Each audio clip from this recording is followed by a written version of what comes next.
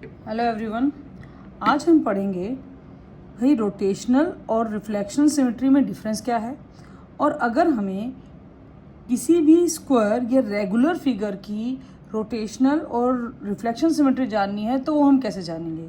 तो सबसे बड़ा क्वेश्चन तो बच्चों के लिए यही आता है कि भैया वो ये डिफरेंस को देख समझें कि रिफ्लेक्शन सिमेट्री और रोटेशनल सिमेट्री में क्या डिफरेंस है। तो देखिए, रोटेशनल सिमेट्री का क्या मतलब है कि हम किसी भी फिक्स पॉइंट से, किसी भी एक फिक्स पॉइंट से उसके चारों तरफ शेप को रोटेट करें। ठीक है, क्या करें? फिक्स्ड पॉइंट से फिगर को रोटेट करना है हमें, और अगर फिगर को रोटेट करने पर रोटेट करेंगे एक स्पेसिफिक एंगल पे, और जिस एंगल पे रोटेट करने से फिगर एकदम ओरिजिनल जैसे चेंज हो जाए, ठीक है, तो उसे हम बोलेंगे कि वो हमारी सेम दिखे, तो वो बोलेंगे रोटेशनल सिमेट्री। तो जैसे कि अब हम एग्जांपल के लिए लेते हैं, हम यहाँ पे देखते हैं स्क्वायर। तो देखिए मेरे पास एक ये स्क्वायर है, this is a square. Square में मैंने एक सर्टेन इसका फिक्स पॉइंट लिया, दिस वन। यहाँ पर ये एंगल हमारा है। अब मैंने इसको अगर इस फिक्स पॉइंट से रोटेट किया, और मैंने रोटेट किया एक सर्टेन पॉइंट पर, तो देखिए मैंने 90 एंगल का रोटेशन किया, 180 का रोटेशन किया, तो ये हमारा कितना हो गया? ये हमारा फिगर सेम रही, ठीक है। तो ये हमारी क्या होगी? ये हमारी होगी रोटेशनल सिमेट्री। मैं दोबारा से चेंज करती हूँ, फिर से मेरी वही आ जाएगी, तो ये मेरी सिमेट्री क्या हो गई? 180 पर आ गई। तो देखिए मैं एक स्पेसिफिक, मैंने 180 चेंज किया है। अब मैं और आगे चेंज करूं तो मैंने और क्या, मैंने एक एंगल और किया, तो ये हमारा आ गया, हमारा यहाँ पर आ गया 270। मतलब कि ऐसा रोटेट करने पर एक फिक्स पॉइंट से जब मैं फिगर को रोटेट करती हूँ एक सर्टेन एंगल पर, ठीक है, वो सर्टेन एंगल स्क्वायर के लिए क्या है? स्क्वायर के लिए वो सर्टेन एंगल है 90 पर मैंने करा तो मुझे सेम स्क्वायर मिला। उसके बाद अगर 180 रोटेशन करी मैंने, तो मुझे वो दोबारा से फिगर हमारी स्क्वायर की सेम रही। उसके बाद मैंने 270 पर रोटेट किया, तो देखिए मेरी फिगर सेम रही। और अगर मैं इसे एक बार और इस पॉइंट पर रोटेट कर दूं, मीन्स मैंने कम्प्लीटली इसे 360 पर रोटेट कर दिया, तो मेरा फिर से स्क्वायर आ गया। तो इसका मतलब हमारे जो स्क्वायर है उसमें रोटेशनल सिमेट्री कितनी है? It has a 4 rotational symmetry. और वो सर्टेन एंगल्स क्या हैं for the square? These are the specific certain angles, कि जिसकी रोटेशन करने से हमारे जो स्क्वायर है वो अगेन सर्टेन उसी शेप पर आ जाता है जब मैं 90, 180, 270 या 360 एंगल पर उसे रोटेट करती हूँ, तो मुझे सेम स्क्वायर मिलता है। सो ये तो बात हुई आपकी रोटेशनल सिमेट्री की, जो आपके लिए कुछ नया है। अब दूसरी बात हम करते हैं कि वो क्या है भाई? Reflection symmetry. रिफ्लेक्शन सिमेट्री हमारी वो बात है कि हम जब रिफ्लेक्शन सिमेट्री करें, रिफ्लेक्शन सिमेट्री आप इस तरह समझ सकते हैं कि वो लाइन ऑफ सिमेट्री जो फिगर को सेम 2 हाफ में डिवाइड कर दे, उसे हम बोलेंगे रिफ्लेक्शन सिमेट्री, ठीक है। मतलब कि रिफ्लेक्शन सिमेट्री एक तरह से क्या होती है? मिरर इमेज बनती है, सेम हाफ में डिवाइड करने होती है, और सेम हाफ में डिवाइड होगी। जैसे कि अगर मैं ये लाइन करूं तो ये हमारी सेम, इस लाइन के थ्रू मेरा बिल्कुल सेम आ जाएगा 1, एक लाइन ऑफ सिमेट्री 2, ऐसे ही 3 and 4। सो मीन्स एक स्क्वायर के पास 4 लाइन ऑफ सिमेट्री होगी, कि अगर मैं इन लाइन के थ्रू इन्हें फोल्ड करूं तो मेरे पास देखिए, अगर मैं इसको कर दूं तो ये बिल्कुल ओवरलैप करेगा, this is the line of symmetry. ऐसे ही दूसरी लाइन ऑफ सिमेट्री हमारी इसके लिए ये होगी। ऐसे ही अगर मैं इसको डायगनली फोल्ड करूं तभी मेरे पास ये मिरर इमेज आ जाएगी बिल्कुल दोनों डायगनल के थ्रू। तो एक स्क्वायर में जो रिफ्लेक्शन सिमेट्री है वो भी कितनी है? 4, ठीक है।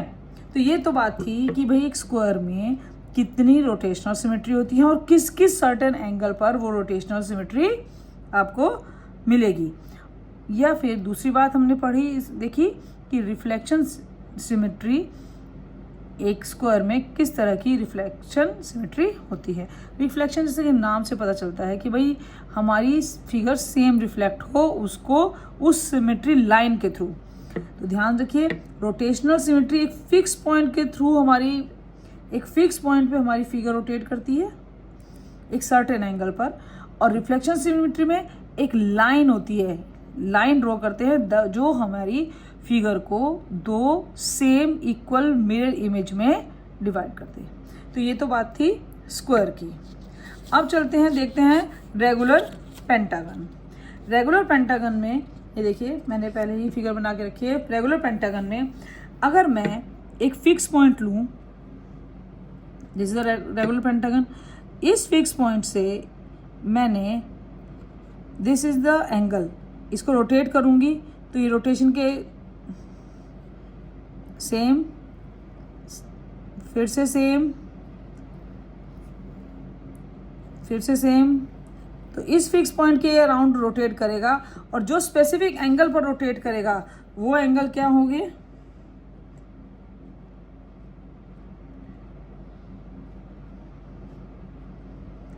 वो एंगल्स होंगे आपके 72 डिग्री, 144 डिग्री, 216, 288 एंड 360। मीन्स हमारे पास जो रेगुलर पेंटागन है उसकी भी 5 लाइन्स ऑफ रोटेशनल सिमेट्री है, 5 रोटेशनल सिमेट्री है। मीन्स सर्टेन 5 हमारे ऐसे एंगल्स हैं जिस पर फिगर को अगर रोटेट करा जाए तो मेरे पास सेम फिगर दोबारा से मिलेगी। ठीक है, अब हम देखते हैं रेगुलर पेंटागन में हमारी लाइन ऑफ सिमेट्री कितनी है। ये रेगुलर पेंटागन है। रेगुलर पेंटागन में लाइन ऑफ सिमेट्री 1। मीन्स अगर मैं इसको इसके थ्रू फोल्ड करूं, देखिए इस लाइन के थ्रू अगर मैं इसे फोल्ड करती हूं तो मुझे एग्जैक्ट सेम फिगर मिलती है। 1, 2, ऐसे ही 3, 4,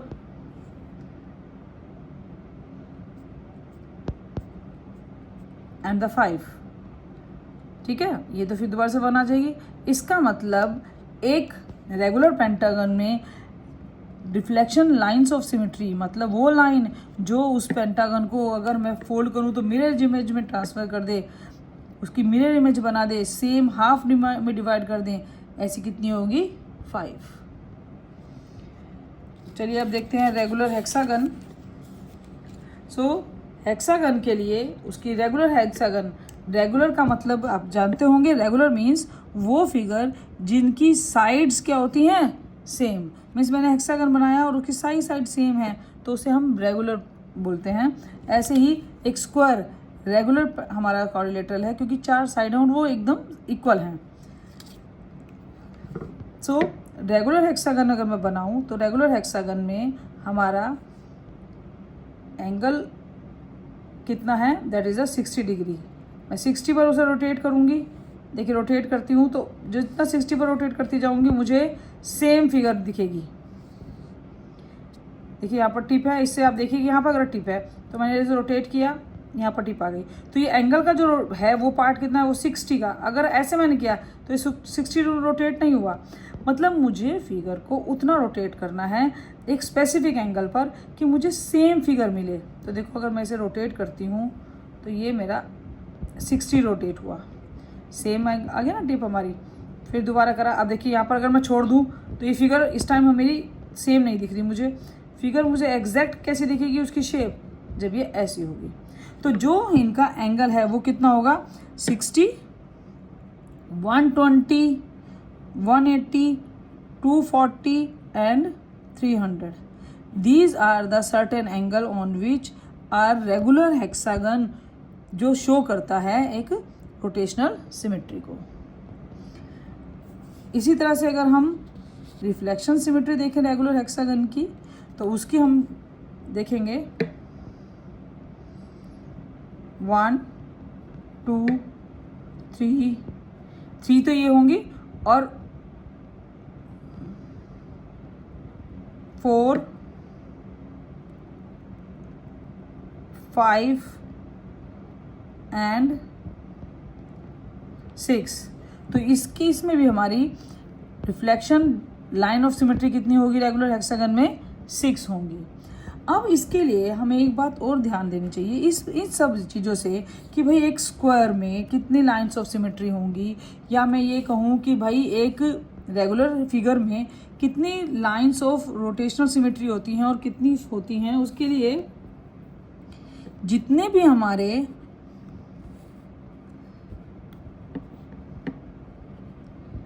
रेगुलर पॉलिनोमियल हैं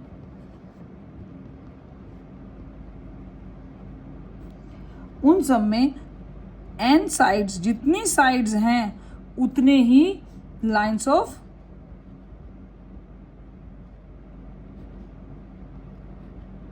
रिफ्लेक्शन होंगे,